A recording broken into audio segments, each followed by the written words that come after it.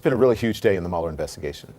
Our blockbuster news, the president's former fixer and keeper of secrets, apparently not keeping those secrets anymore. I'm talking about Michael Cohen. He's saying that he was lying to protect the president when he told Congress that negotiations to put a Trump Tower in Moscow ended before the Iowa caucuses. Cohen, as part of his surprise guilty plea today to a charge from Robert Mueller, now says those negotiations continued well into the presidential campaign until June of 2016. He also says he discussed the project with Donald Trump himself on more than 3 occasions and briefed Trump family members working with the Trump organization. That means then candidate Trump was trying to do business with Russia in the middle of a campaign that Russia interfered in to help elect him. And get a load of this detail, which sounds like it would be straight out of the Trump playbook. One idea for marketing Trump Tower Moscow was to offer Vladimir Putin the $50 million penthouse. That's according to Felix Sater, a Russian-born one-time business associate of Trump's who worked on the project with Michael Cohen. For what it's worth, Rudy Giuliani tells CNN the president never heard about the idea. But Trump Tower Moscow was just one of the topics Cohen discussed in over 70 hours of questioning by Mueller's team. He's expected to continue cooperating with Mueller. But here's the thing that's got to have this president really, really, really rattled right now. The news broke after he turned in his written answers to Mueller's questions, including questions about the Moscow project. And if the president's answers don't match what Cohen now says, that spells big trouble. Rudy Giuliani says there's no contradiction, and we haven't seen those answers. But Robert Mueller has. The president reacting to all of this just about the way you'd expect, because sources are telling CNN tonight that he is, quote, in a terrible mood, spooked and completely distracted. Which sounds about right. But a little over an hour after Cohen dropped his bombshell this morning, the president stood before the cameras on the South Lawn and did what he always does. First, deny.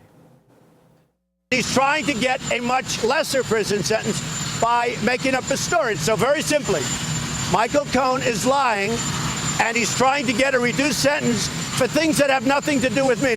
Then backpedal. We were thinking about building a building. I guess we had in a form. It was an option. I don't know what you'd call it.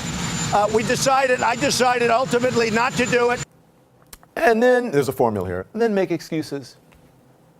Now, here's the thing. Even if he was right, it doesn't matter, because I was allowed to do whatever I wanted during the campaign. So it has nothing to do with me, but I was thinking about doing it and decided not to, and it doesn't matter because I could do whatever I wanted. Pure Trump.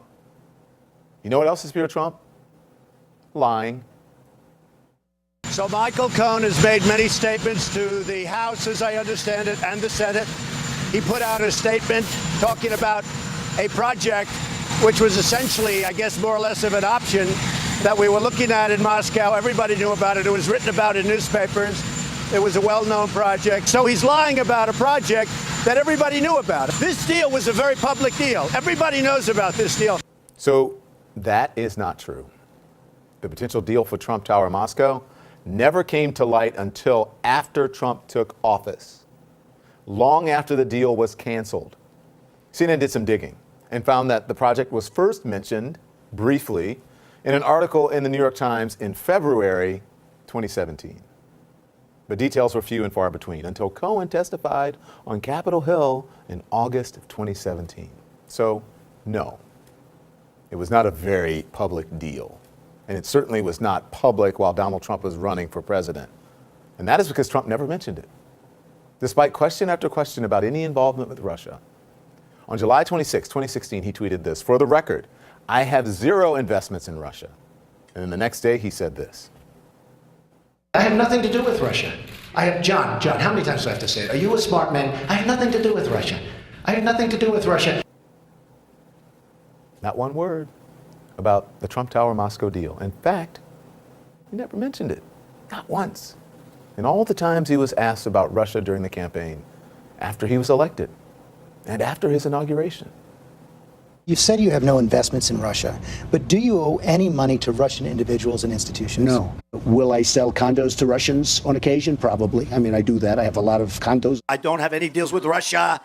I had Miss Universe there a couple of years ago. Other than that, no. We could make deals in Russia very easily if we wanted to. I just don't want to because I think that would be a conflict. I own nothing in Russia. I have no loans in Russia. I don't have any deals in Russia. I had the Miss Universe pageant, which I owned for quite a while. I had it in Moscow a long time ago. But other than that, I have nothing to do with Russia.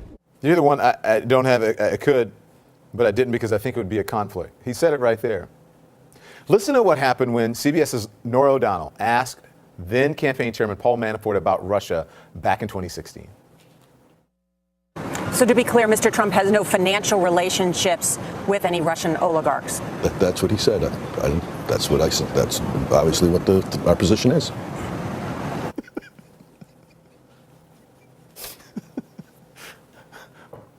This is a little awkward. Yeah, we got to play it one more time. Let's play it, please. So to be clear, Mr. Trump has no financial relationships with any Russian oligarchs. That's what he said. That's what I said. That's obviously what our position is.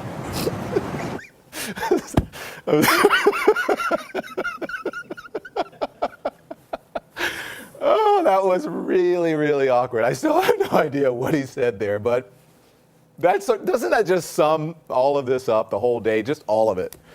That's what he said. If that's what it said, that's what happened. But as we always say around here, facts matter. And as more facts emerge from the Mueller investigation, the real question is, what will this president do?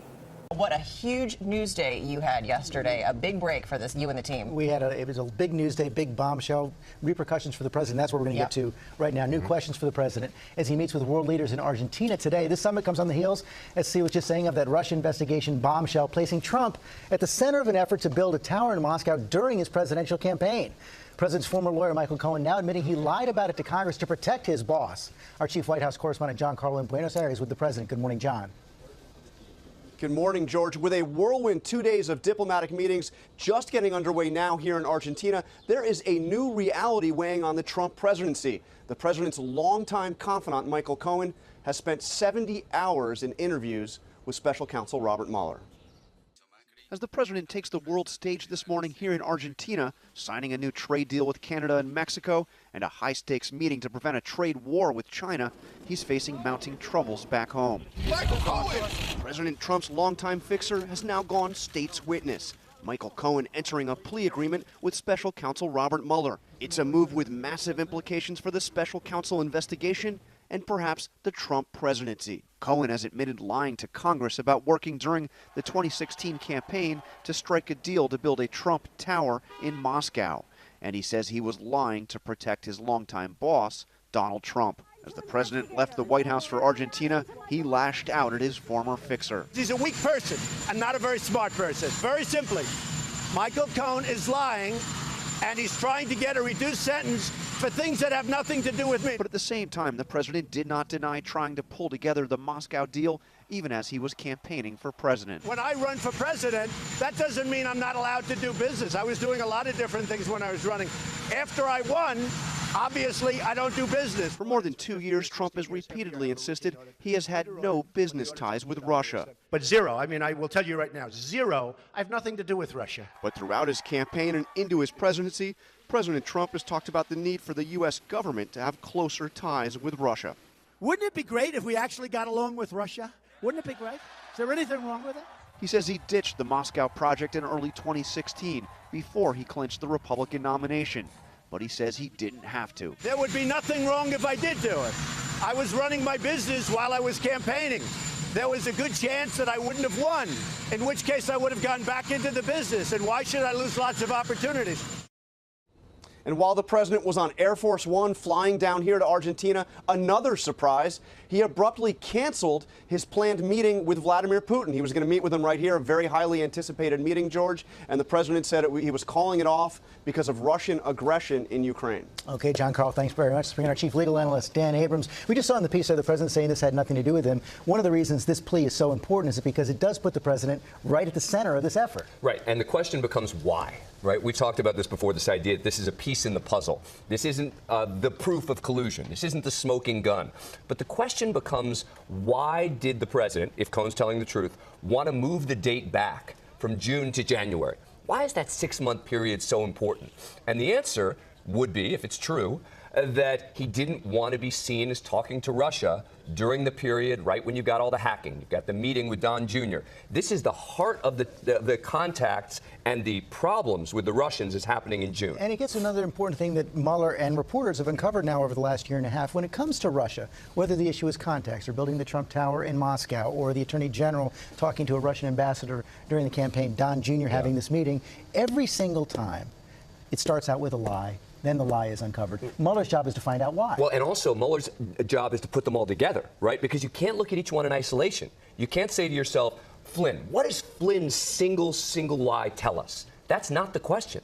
The question is, what does Flynn's lie tell us in connection with the other lies? Why is everyone seemingly distancing themselves from either conversations they had, meetings, etc., with Russians? What was going on? And that's the question, the big picture question Mueller has to answer. The other important takeaway, we now know Michael Cohen has implicated the president in campaign finance felonies. That was in his previous case. Yeah. He's now implicated the president in Trump Tower. And as John said right at the start, we reported yesterday, he spent 70 hours with Mueller's team. This is not over. Right. And so knowing how close Michael Cohen was to Donald Trump, you know Donald Trump has to be worked. I mean, regardless of what we already know already, the idea that one of his closest confidants, and remember, attorney-client privilege only applies to legal work. It doesn't, not business work. It doesn't apply to business work. So he can talk about any business contacts that the president had, and that's got to be unnerving. Dan Abrams, thanks very much.